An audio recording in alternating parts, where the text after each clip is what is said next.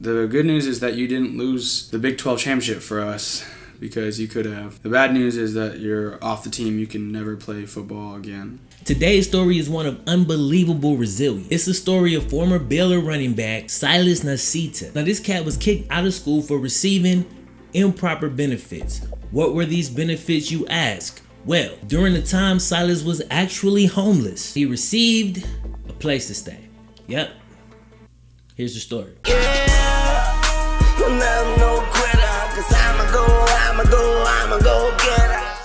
When Silas Nacita was 16, he lost his dad to an illness.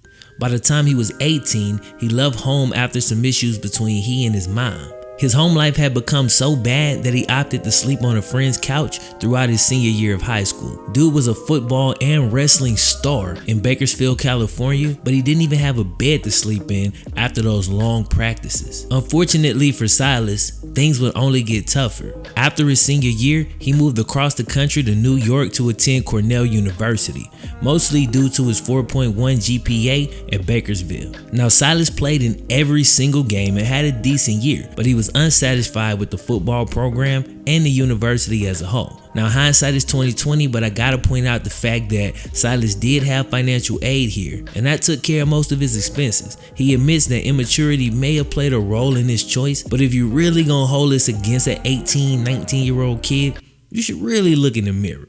Dude's from Cali, and he moved to New York. It's freezing. He doesn't know anybody, and Cornell isn't exactly known as a football school. Now, following the suggestions of a few friends who attended Baylor, Silas applied there and was accepted. After speaking to one of the coaches, Silas was told that there was a spot available and that he would be allowed to walk on to the team. Now, he wasn't going to have any of his tuition, housing, or meal plan paid for due to the fact that he wouldn't be on scholarship. Probably not fully understanding the ramification of this choice, Silas made a bit of an impulsive decision. He took a leap of faith, but he couldn't leap to Waco, Texas, where Baylor is located. So he took a slightly more practical means of travel: hitchhiking. And at first, it seemed to pay off. Going into his sophomore year of college, his first year at Baylor, Silas went through fall camp and was loving the program. But shortly before school started, the coaches came to him as they realized he didn't have a way to pay for school. The federal loans offered by the university weren't enough to cover his full tuition, and Silas had to apply for an outside loan from a bank. 19-year-old kid, no credit, yeah, he didn't get it. So right there, the dream dies. The apartment that he was living in was only for Baylor students, and if you don't pay, you're not officially a student. So at this point, he's got to move out, and Silas is officially homeless. Now, this is that point where most people will tuck tail and run right on back home. Like we talked about earlier, Silas did have some home issues, but there's not a ton of options for him at this point. So he made an option out of no option. Check this out. So Silas randomly decides to attend a softball game. And who does he see there? The president of the university. Now, Silas is in a desperate situation, and this is a sign, this is fate. He's got to make a move here.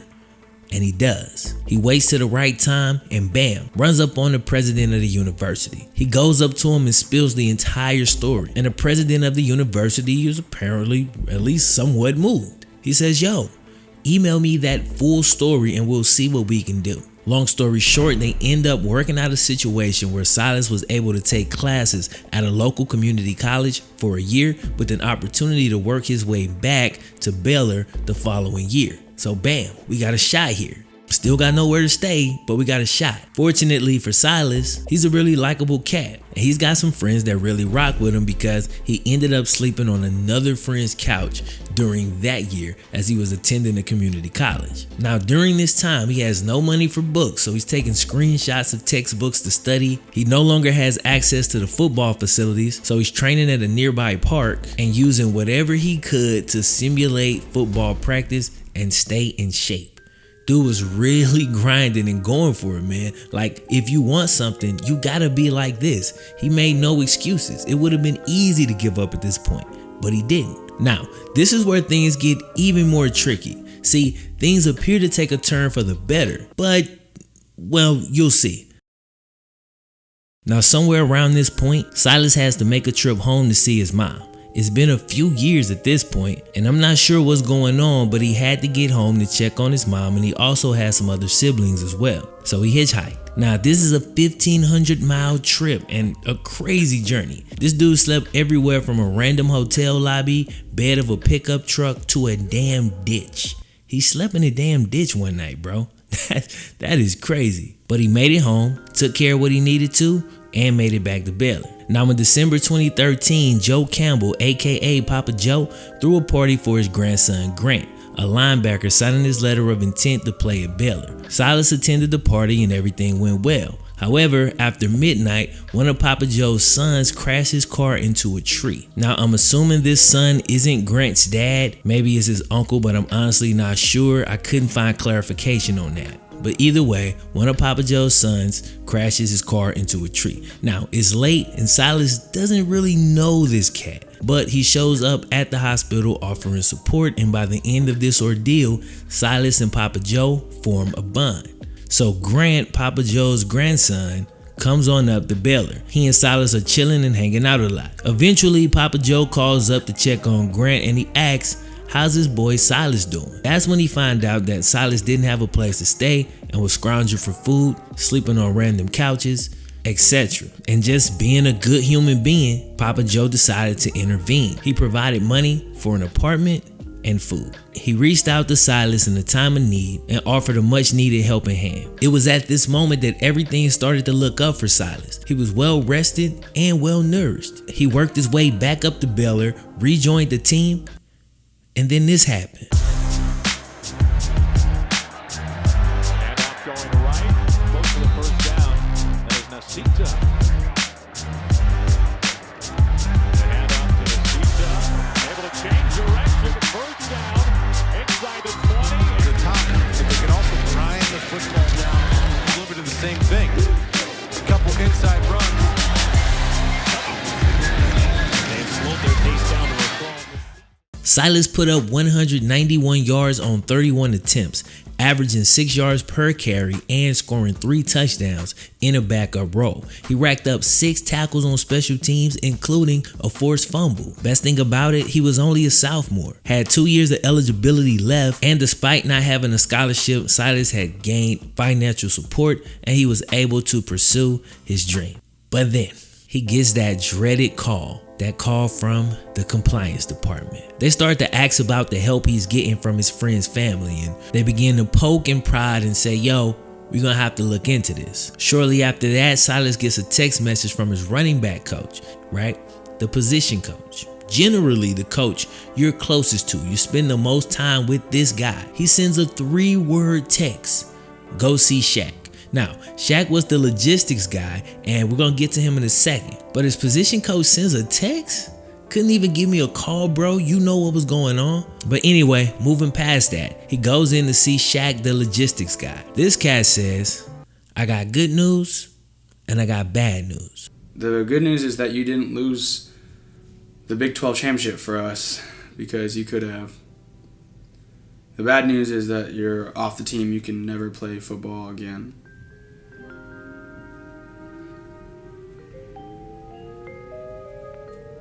I'm like, that's how you break the news? After all this cat has gone through? You know how hard he worked. You know what he put in. That's just so weak, bro. Unbelievable. Like, if that was your son, would you want the news broke to your son that way? No compassion? I mean, I know you don't want to beat around the bush. You got to get the information out and conveyed. But there was definitely a better way to communicate that information than the way that he chose to do it. But just like that, Silas was off the team. And Sean Oakman goes on Twitter and rants about it. Silas later tweets about it, and it blows up. Baylor starts to get a lot of negative attention, but Silas, being the guy that he is, he didn't want to hurt the school. So he goes in and meets with them to try to fix the situation. And looking at his next tweet, this was obviously drummed up by the university to try to basically clear their name and just put it all on Silas. I mean, sure, he can never play football again, but just take this extra little load too. They gave him a pre-written statement, and Silas, being a good kid that he is and just a good-natured guy, he posted it. Papa Joe was heartbroken. He had only wanted to help a kid who was struggling for basic needs, but the NCAA was now taking his kid's dream away. And just like that, it was over. Well, maybe for most. After a brief period of depression, Silas picked himself up and joined the gym. He tried to stay sharp physically, but mentally, he was struggling. Spring break was coming up. Time to hit a beach, chill, have some drinks, get some women around, and maybe lose yourself for a bit. But once again, amazingly, this cat takes the high road. Instead of losing himself, he decides to find himself. He takes an 8-hour bus ride to Edinburgh, Texas, where he cleaned out an abandoned church, went through outreach programs, and helped those less fortunate than himself. That's actually a power tip you can take with you. Whenever you're feeling down, perspective is everything. There's so many people who have nothing, and when you put yourself in their shoes for a moment, you realize how fortunate you are. Silas returned to Baylor with a renewed mental state. Shortly after getting back, he found out that his ineligibility was indeed final. And yeah, he was pissed, and I'm sure he was hurt, but he had at least gotten closure on the situation. He could no longer play football for any NCAA program. Now, this video could have ended like 4 times already, but it's still not over. This dude still didn't break. As a matter of fact, today he plays professionally in Germany and has a YouTube channel where he vlogs and talks about his life as an American player in Germany, adjusting to playing ball and living over there for half the year. And this dude's story is just honestly amazing. The link for his YouTube channel is in the description. I'd advise you guys to check it out. If you're looking for some inspiration, you can most definitely find it on this cat's YouTube channel. Despite all the unfortunate events that this cat went through, he still came out on top. He's still playing pro ball, albeit not in this country. He's got a successful YouTube channel, which is a business in itself, and he's doing his thing, and he's still a young guy. The main 2 takeaways from this story are persistence and perspective. Those 2 things are everything. And I don't know what it's gonna be, but I'm pretty sure this cat has even more big things in his future. I'll definitely be on the lookout for it. Hope y'all enjoyed the video. If you did, don't forget to like, subscribe, and share. I'ma holler at you next time. FlemLo Raps 1.